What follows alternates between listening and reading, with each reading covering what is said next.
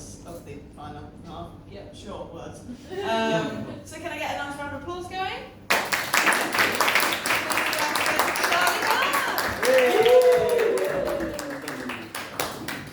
Hello, thank you very much. You're enjoying yourselves, ladies and gentlemen? Yeah. Right, great to be here in Bath. Funny old city. On my way here, a fellow on a bicycle tried to sell me drugs. He was peddling. I saw a whole crowd of people wearing only raincoats. It was a flash mob. Hey. So we got plenty of couples here. Yeah. You know, they say personality is what counts in a relationship. That is what strengthens it, makes it last throughout the years. Well, my girlfriend's schizophrenic, so I am spoiled for choice. So if you have sex with your partner and she's schizophrenic, is it adultery or an orgy? I got two sets of feedback about that joke. One really loved it, one hated it. I don't even need to say the punchline now, do I? They're from the same person. So I had an argument with my girlfriend. We had a disagreement over the definition of gaslighting. I managed to change her mind. You know what? One time I got her a finger trap for her birthday. Funny enough, that's what she calls her genitals.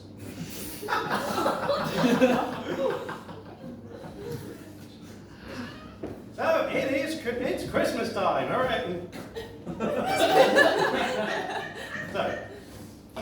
So movie I love to watch this time of the year. Die Hard, one of my favourites. We came out the year I was born. Yeah, one thing that I really don't buy about Die Hard, the most unrealistic thing in it, Hans Gruber and his crew are mostly white, and yet everyone calls them terrorists. Yeah, there are some people who watch movies like Die Hard or action movies alike and root for the terrorists, like Jeremy Corbyn. Now, Brian, what kind of comedian am I? Well, I like to make people laugh and groan. It's a policy I adopt as a comedian and as a gigolo. And I hear it's someone's birthday today. You know, the great Steve Martin once said that comedy is making people laugh without making them puke. Well, funny enough, one set I did, there were some bulimics in the front row.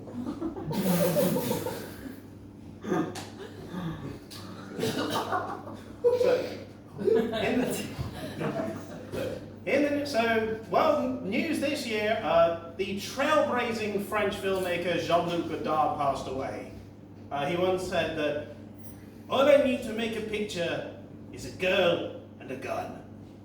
Oh, thank God he never worked with Alec Baldwin.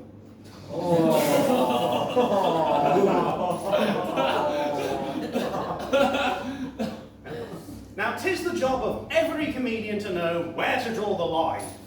I do, it's down there in the bathroom. It's not all the better roses being a comedian. And one of my peers got in a knife fight, right? They probably think, I'll bet he was in stitches. Stabbed to death, actually. You know, my dad always used to say that the worst thing you can do to an enemy is just ignore them.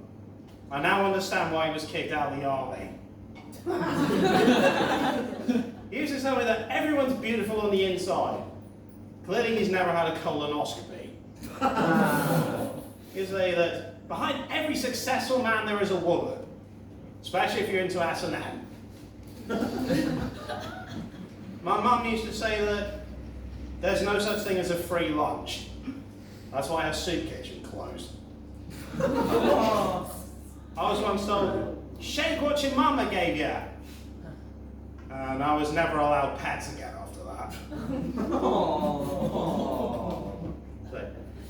So, has anyone ever done that thing where you're having a drink and somebody makes you laugh and you snort and liquid comes shooting out your nostrils like that?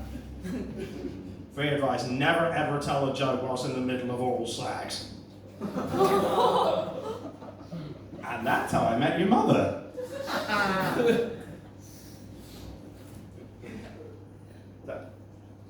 There's been an odd year for comedy. You've got people being cancelled, shows disrupted, and what have you. It's been pretty great. Did you know the late great Bob Hope? He used to, when he performed on stage, he had a golf club with him. That was his prop, his trademark. And funny enough, nobody ever heckled or invaded his set. I'm not taking any chances. I'm buying a fucking shotgun. Heckle me, motherfucker. You better be funny. So we got plenty of students in. I was a student once. I have a film studies degree. It went really well, I can tell you. You tell people you did film studies. They always ask the same bleeding questions like that. Oh, what's your favourite film? What are your favourite directors? Who are your favourite directors? Who are your favourite things? Yada yada yada. They never do this with any other kind of students, do they? It's like, oh, you're a chemistry student. Who are your 10 favourite scientists? What are your favourite equations? What is your favourite part of the periodic table? Oh, you're doing gender studies. How does it feel to completely waste your parents' money?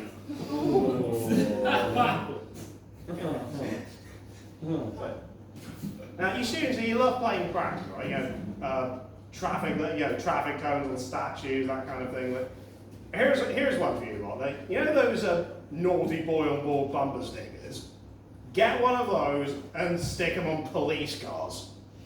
No, even better, those big metal vans they use to transport sex offenders to jail. Hello, we got a naughty boy on board. Oh, bloody, it's a serial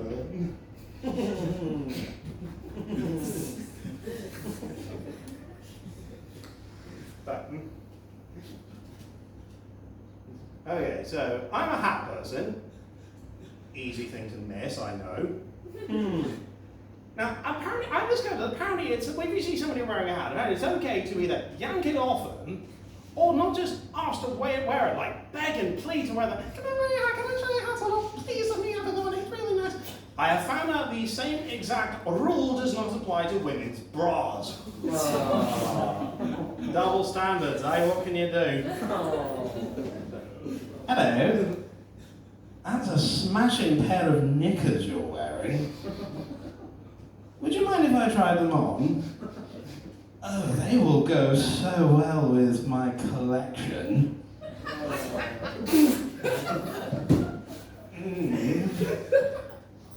I don't care that they haven't been washed.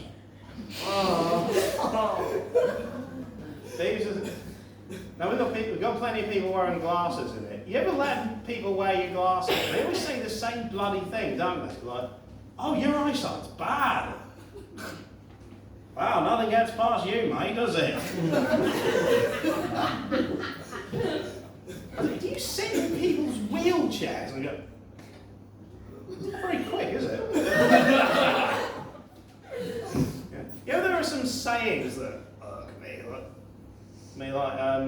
You're having a conversation with somebody and they, well, needless to say, and then they resume talking. Like, well, if it's needless to say, why are you fucking saying it then? What do I think about this? Well, needless to say.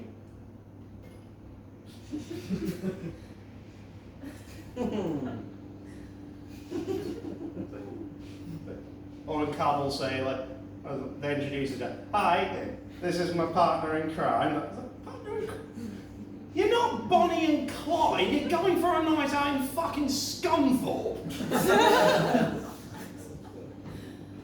There's one that particularly really annoys me, like people, it's like when you say something fun, like the word banter I think has become overused, like banter, it's lost all its meaning. Like you have to, okay, here, phrase it guys, if you have to tell people that what you're saying is amusing, witty banter, it most likely isn't.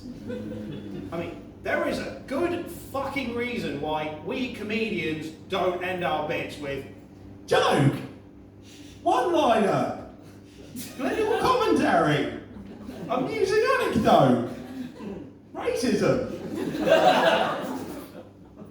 Yeah, I feel like Mark Wahlberg in The Departed is like, the reason we do, if we did that, we would not be good at what we do, would we? We would be cunts. You call us cunts?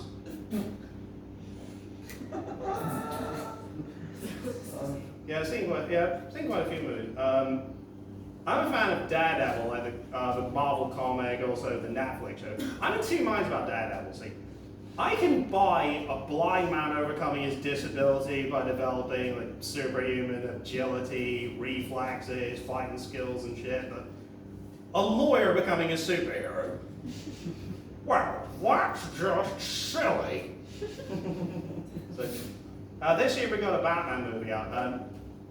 I remember the trailers for Batman v Superman.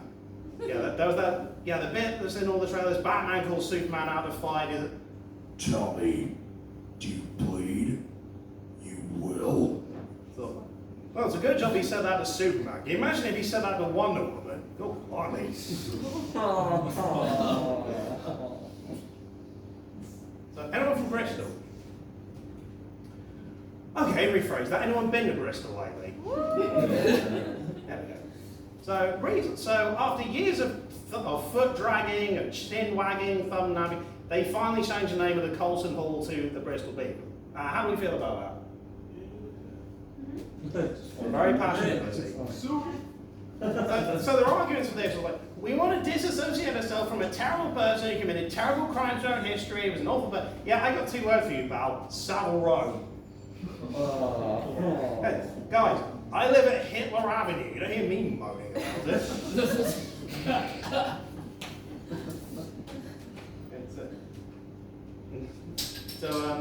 I was reading a piece in The Spectator a while ago. It said, "Why I feel sorry for fans of the Smiths. They'd try being a Lost Prophets fan." Great rock and roll frontman, terrible babysitter, you know what I mean?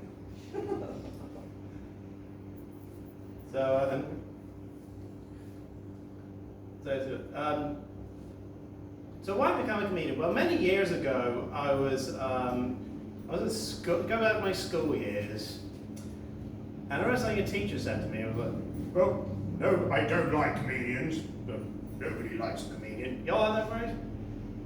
Well, because as we all know, geography teachers get all the pussy. I've never been to a school reunion or school theme night because I don't want to relive my school years because they were fucking horrible. Did you all have sex education at school? Yeah. I didn't. I wish I had though, because everybody's first time is terrible. And mine was no exception. Lots of fumbling about, like awkwardness, not knowing what I'm doing, very embarrassing. The geography teacher wanted his money back.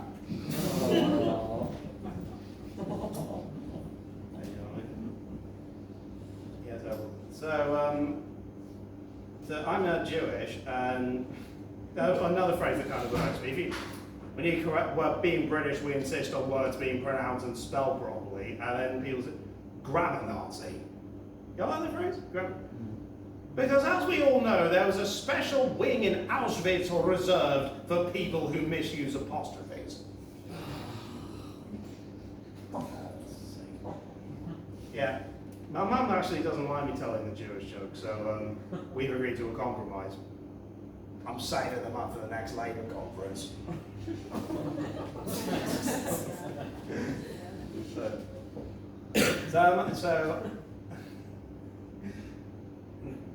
So a while ago, I took advantage of my freedom. I took a trip to Belfast. Walking down the street, a building exploded. There was fire, debris everywhere, people running about the street. I said to our local, "My God, is this the IRA? Oh, don't worry, Paul. Just a gender reveal party." Went to Blackpool Pleasure Beach. I won a goldfish and a coconut, or as the Tories call it, school lunch. Once did a gig at a nudist club, and blimey, I haven't seen so many twats in one room since I last tuned into Question Time. There was a naked ventriloquist on the bill. Rubbish.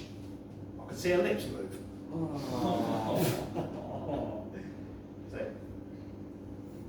So, you meet some odd people in this game. One person I met, Suella Braverman's gynecologist. And he told me the first time he looked up there, he shouted out, "Fuck me, there is just no end to this cunt." Funny, I used to tell that joke about Pretty Patel. You probably think that's just lazy repackaging, but, well, seeing as we got Pretty Patel Mark II, not really. It's just a shame that my comedy nights seem to end the same way as my romantic engagements.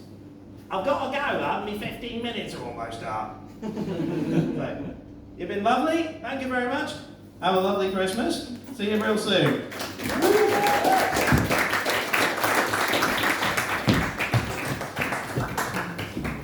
Give it up for